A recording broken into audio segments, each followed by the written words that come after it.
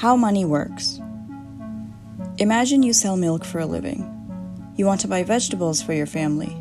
So you approach the vendor and offer him milk for vegetables. But it turns out he doesn't need milk at the moment. But he would buy eggs.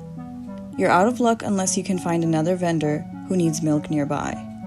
Or you have to find a person who sells eggs so that you can buy eggs in exchange for milk, and then exchange the eggs for vegetables. This is time-consuming and complicated. This is where money comes in. It becomes a medium of exchange. It must be something you can trade for something else. Both parties in the transaction agree that money has value, so it's an efficient tool for any trade. Money becomes valuable when everybody agrees to use it. But money is based on an agreement.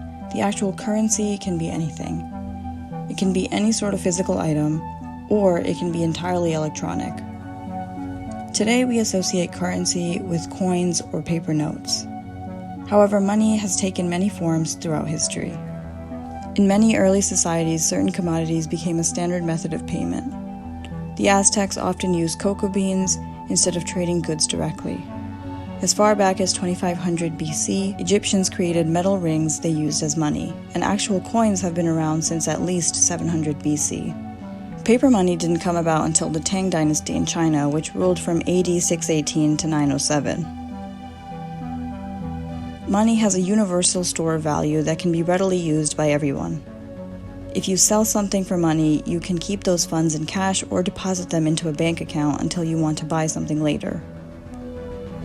This is as opposed to the barter system in which items are directly traded.